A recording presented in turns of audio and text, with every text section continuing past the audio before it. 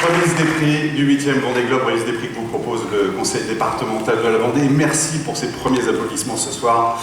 Pour les skippers, vous avez offert les premiers frissons de la soirée. Ils sont là, les 29 skippers, et je voudrais que vous les saluiez à nouveau. Alors, merci d'être là.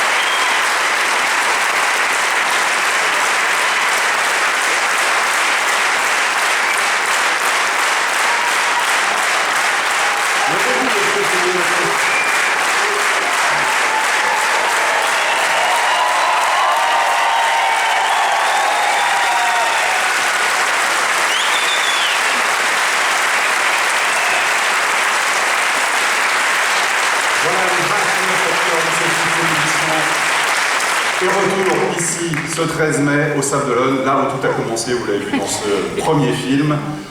Les skippers vont nous quitter tout à l'heure puisqu'on vous propose une remise des prix en disons allez, moins de 80 minutes pour trouver un chiffre symbolique évidemment dans ce Vendée Globe. Ils iront tout à l'heure retrouver sur leur emblème des Sables d'Olonne ce public qui a suivi avec assiduité, avec passion ces 124 jours de course, défilé tout à l'heure sur leur emblème des Sables d'Olonne et puis ensuite le grand feu d'artifice. Il y a un invité qui nous manque ce soir, qui a montré son attachement au Vendée Globe, puisqu'il était présent le 6 novembre dernier au Sable d'Olonne. Il ne pouvait pas, malheureusement, être avec nous ce soir, mais il tenait cependant à vous adresser un message. Chers amis, je regrette de ne pas pouvoir être parmi vous ce soir, mais je tenais à vous adresser ce message d'amitié. Le 6 novembre dernier, j'ai eu le privilège de donner le départ de ce 8e Vendée Globe. À cette occasion, j'ai pu croiser sur les pontons les 29 skippers et échanger avec certains d'entre vous. J'ai ressenti beaucoup d'émotions, mais aussi de concentration, tant de votre part que des équipes vous entourant.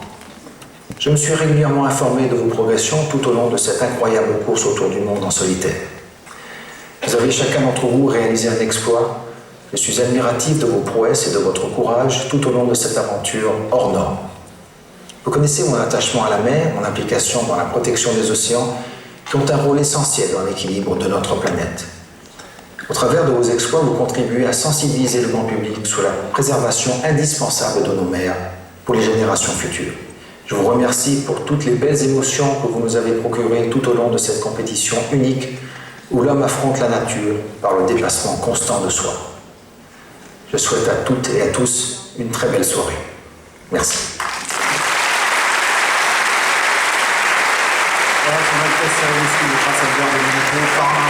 De cette 8e édition et qui a donné le départ, vous l'avez vu tout à l'heure sur les images. Je propose un nouveau proverbe pour le Vendée Globe. Quand tu es sur le départ, tu peux déjà crier victoire. On pourrait pratiquement garder ce proverbe spécialement pour le Vendée Globe parce que c'est vrai que les 29 skippers qui se sont élancés le 6 novembre pouvaient se considérer comme des privilégiés. Malheureusement, pour 11 d'entre eux, eh bien, la chance leur a tourné le dos entre le 19 novembre et le 2 janvier. Je vous propose cependant de leur rendre hommage ce soir. Et je vais appeler maintenant Bertrand de Broc. Je vais leur demander de me rejoindre à la fête.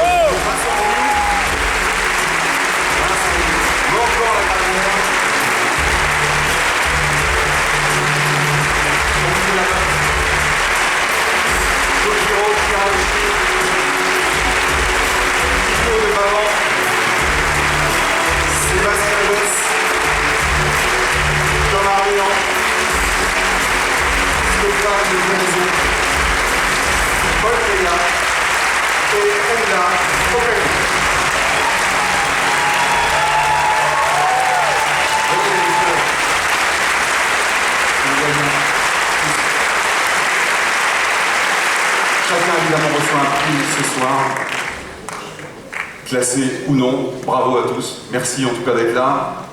C'est vrai que la chance ne vous a pas souri pendant ce Vendée Globe. Vous n'avez pas pu aller au bout de cette aventure, de cette 8e édition. On peut dire en tout cas que vous avez contribué à en écrire le film. Et je vous propose, si vous êtes d'accord, de voir maintenant 11 acteurs de talent sur le sérum.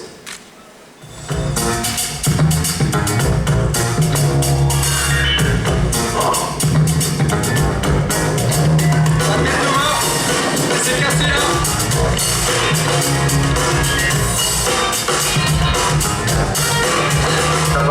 très compliqué d'aller toujours réparer. C'est un fardeau assez lourd à porter, surtout sur des potes en solitaire comme ça où on est seul dans l'action. On s'est fait arracher par ce gouvernail dimanche ce matin. Donc voilà, il y a eu partout. Au début, je pensais que c'était une fuite d'une violette et en fait, je me suis rendu compte que le vérin était fissuré. Allez, attends, on va faire ça.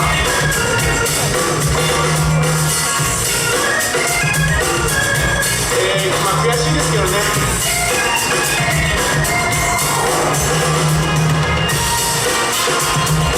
Les bateaux, c'est pas plus compliqué. Hein. Ça va d'être à terre et de voir les autres qui continuent à faire la ragage.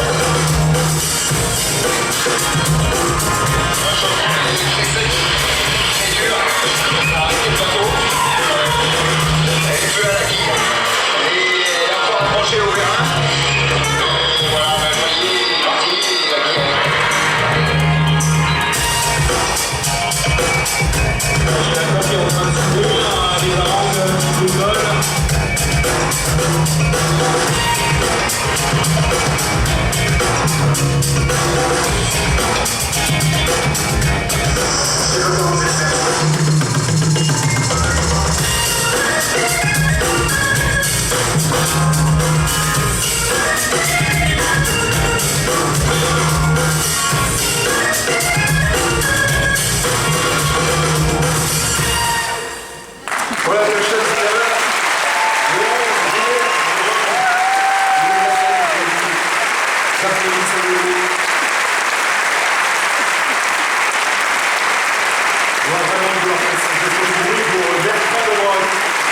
Tito de Parent, Tanguy de la Motte, Elsa Okaïne, Sébastien Boss, Vincent Lévy, Stéphane de Guérézon, Kojiro Shiraoku, Tom Arroyo, Morgan de Raphaël, et Paul.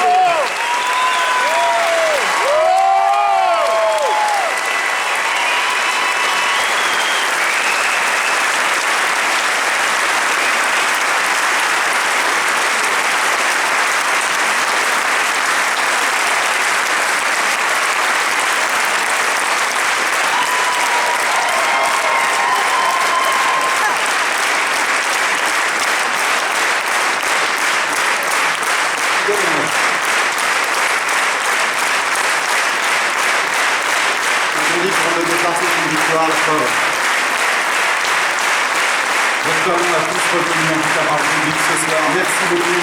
Elda, rendez-vous au club tout à l'heure. Merci beaucoup. Merci à tous. Et merci à vous. On va maintenant remonter le classement de ce Vendée Globe 2007, la sortie par la Paul du Polyvalent de l'année 2008. Avant d'accueillir dans un instant un premier groupe de 8 skippers, je vous propose qu'on vive 2 minutes en immersion totale à bord des 60 pieds dans la course. Vous accrochez bien votre siège. C'est parti. C'est énorme, c'est de l'émotion là. Ça fait 2 mois qu'on est dans l'hémisphère sud et ça fait depuis le 6 novembre que tous les matins je me dis tu lâches rien, il faut aller chercher cette ligne d'arrivée.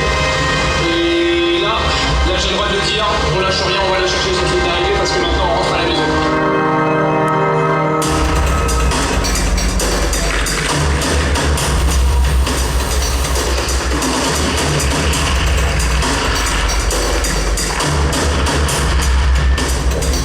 Just empty. Spoiler celebrate the cockpit.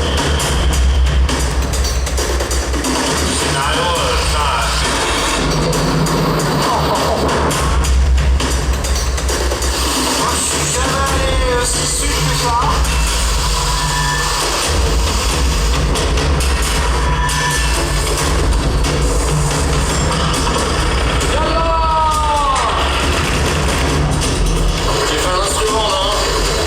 Pas mal non? Ouais, je vous dirai après, ça s'est bien passé. Voilà, là, ça envoie du pâté. Pas mal non?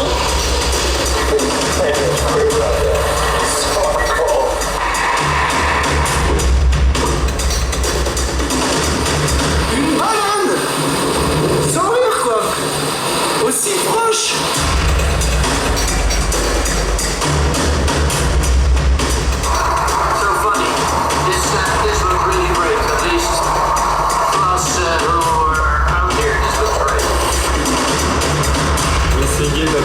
la plaie là, vous voyez cette plaie là, ici là, elle a été coupée franc. Parce que qu'est-ce qu'elle a ma gueule? Et mes cheveux, qu'est-ce qu'ils ont mes cheveux? Oh, un souffle de vent depuis hier soir, pas un souffle. Donc que les choses soient claires, je suis super content. Fatigué, mais content.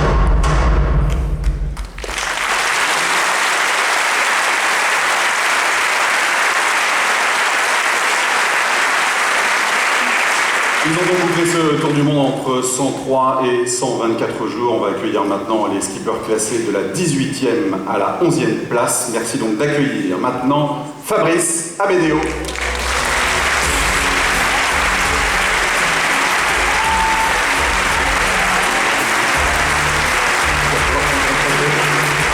Alain Roy.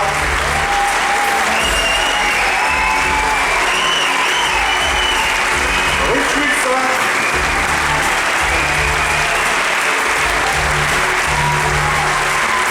Lisa Costa, Romain Atanasio,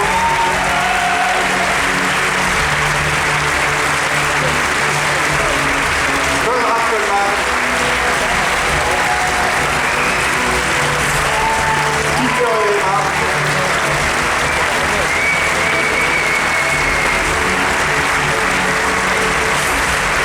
et Sébastien Lestremo.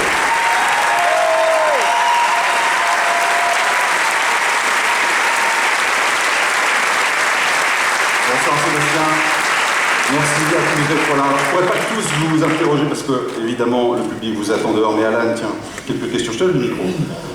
T'as fini donc 12e. 12e, merci Sébastien.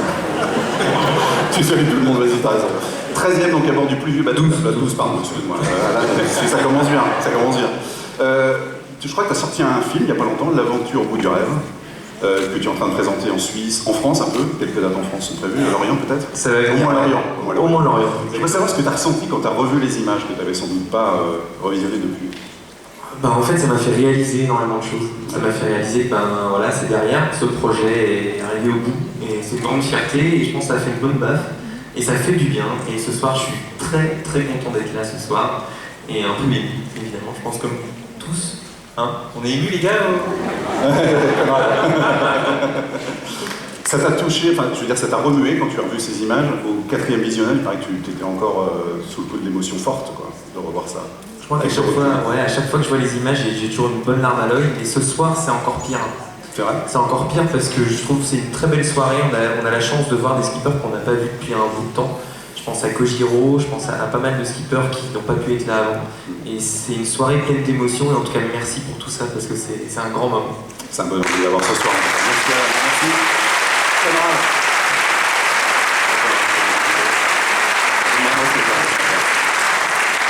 Avant le départ, on sentait dans tes propos, tu y allais pour te dépasser, mais beaucoup évidemment, forcément. Mais toi, tu attendais presque ça. Je voudrais savoir comment, alors bon, tu as été gâté parce que tu es rentré sous la main de fortune pendant presque 1000 km. Comment tu as vécu ce dépassement de soi permanent? Oui, c'est vrai qu'il n'y a personne qui fait un tour du monde facile, mais je crois que oui, j'ai eu un bon parti de gâteau, donc c'était forcément bien dur pour moi. Oui, je tendais presque tout, sauf ça en fait. mais c'est... Et tu voulais te surpasser, tu voulais avoir des épreuves, tu les as eues et ça t'a renforcé. Oui, c'est ça, c'est pas juste les jolies phrases qui sont mises dans le dossier de presse. Ouais. Le Vendée Globe, c'est vraiment le principe de dépassement de soi. Et aussi, mon grosse envie pour terminer ces courses, ça vient de respect pour le course au large et surtout le respect pour le Vendée Globe. C'est une course, mais aussi c'est une aventure. Et j'étais bien content d'avoir cette chance, entre guillemets, pour montrer à quel point il faut aller loin. Merci Conrad, merci beaucoup. Romain, c'est pas tout seul. Toi aussi t'as été gâté, 3 chocs avec des Sophie, t'as cassé quoi, une dérive, des safrans? Ouais, les 2 safrans en Afrique du Sud, une dérive après à l'équateur. C'était pas évidemment le Vendée Globe que j'imaginais, mais comme disait Vincent dans le film de présentation, c'est jamais comme on l'imagine le Vendée. Alors t'as utilisé un adjectif que j'ai assez rarement lu et entendu de la part des skippers pour décrire le Vendée Globe, c'est vertigineux. Oui, parce que en fait, si on imagine tout le Vendée, c'est pas possible, j'y arriverai jamais. Donc moi je prenais morceau par morceau en me disant bon je vais déjà aller à l'équateur, ce sera déjà bien, puis après je vais déjà aller dans les mers du Sud, et puis après je vais essayer de réparer mes safrans, puis je vais aller jusqu'au Cap Horn. Donc je prenais morceau par morceau comme ça, parce que effectivement si on imagine le début et se dire allez il faut que j'aille au bout, c'est vertigineux. Ouais. Et t'as l'impression que ça va jamais se terminer, quoi. Ça. À la fin j'appelais à la maison en disant mais j'arriverai jamais, je vais mettre 150 jours, quoi, c'est pas possible, tout est contre moi, plus les jours passaient plus ça se rallongeait. Donc c'est vrai qu'à la fin c'était long. Mais bon en tout cas je ramène, parce qu'on a déjà une coupe comme ça. Oui, il paraît. Donc je tenais absolument à mettre la mienne à côté, j'ai un petit peu décalé la première pour laisser la place pour la mienne, donc demain elle sera en place.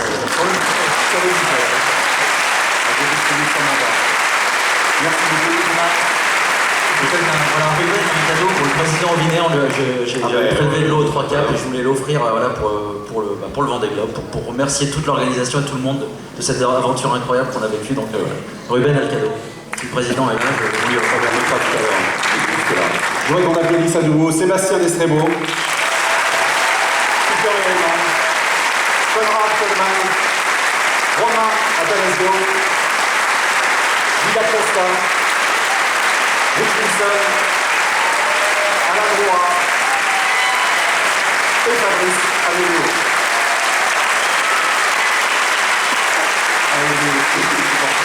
Merci à tous, merci beaucoup. Je vous propose de sortir de la scène par les coulisses. Merci à tous les 8. On va accueillir maintenant ceux qui ont terminé ce Vendée Globe entre 80 et 102 jours, et classés donc entre la 4e et la 10e place. Merci de les accueillir comme tous les autres, avec la chaleur que vous témoignez ce soir. Jean-Pierre Nic.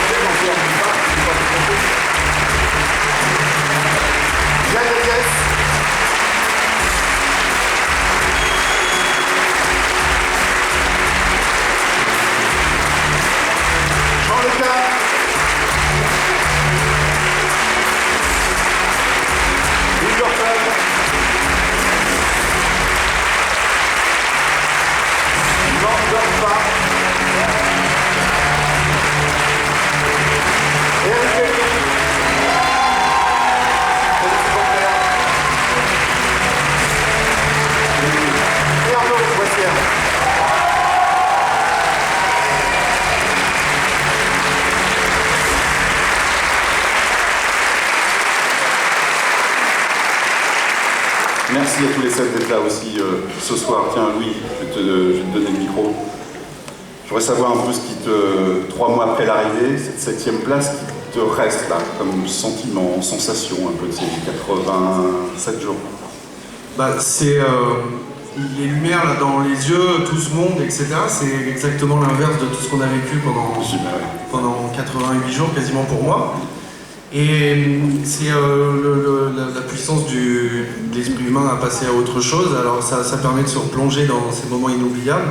Ça me permet de me rappeler quelle fierté j'éprouve à être arrivé juste derrière Jean, juste derrière Yann, et puis globalement les 6 gars qui sont arrivés devant moi. Je suis très fier de ça. C'était mes idoles quand j'étais petit, et donc être à leur côté aujourd'hui, ça va être sympa. Et je suis vraiment une propre. C'est vraiment une fierté de moi.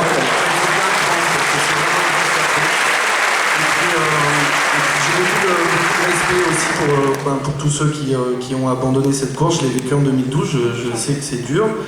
Et puis tous les gars avec qui on s'est tiré la bourre pendant tout ce Vendée, voilà. Et puis un grand merci, et je l'ai dit tout ça à mes enfants Lino et Edith qui sont venus, à ma femme Servane, qui me donne envie de pleurer quand je les vois là, et sans qui ça aurait pas été possible. Ils ont bien grandi quand j'étais pas là. Ils parlent encore mieux que quand je suis parti, ils savent encore mieux compter. Donc voilà, un grand merci à Servan et un grand merci à vous les enfants de me supporter. C'était beau de revoir.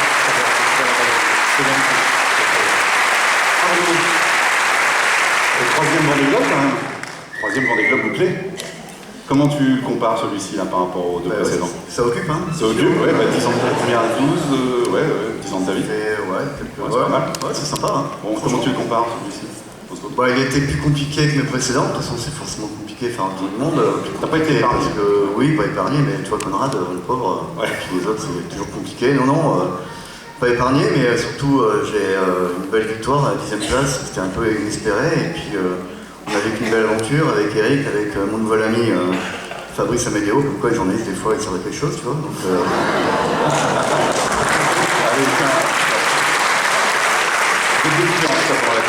ouais, mais c'est ça, c'est sympa, parce qu'on a découvert beaucoup de choses, on s'est découvert entre nous, on se connaissait pas forcément. Complicité entre vous tous d'ailleurs, c'est ça. De la complicité aussi, puis parce qu'on fait un tour du monde, c'est jamais facile, d'arriver à avoir un budget, d'arriver à concrétiser tout un projet, et c'est pour ça qu'il y a beaucoup de respect chacun envers les autres, mais pour ceux qui ont abandonné, et ceux même qui n'ont pas pu prendre au départ, donc c'est quand même une chance extraordinaire pour moi de faire un train de Vendée Globe, d'arriver à le finir, et puis me projeter vers un 4e, quoi, tu vois. Très bien. Donc juste à la fin. Arnaud en 2020. Moi je voudrais qu'on applaudisse particulièrement ces 3 hommes là, parce que le mercredi 25 janvier, vous nous avez offert un spectacle incroyable. Ils sont arrivés en 3 heures tous les 3. C'est ça que... Ce sont les fidèles folles du 8e Vendée Globe qui vous amènent tous les 3 en 81. Yann, maintenant tu l'as bouclé, ce tour du monde. Pourquoi ça valait le coup d'être vécu? Pour se dire qu'on a envie de faire le prochain.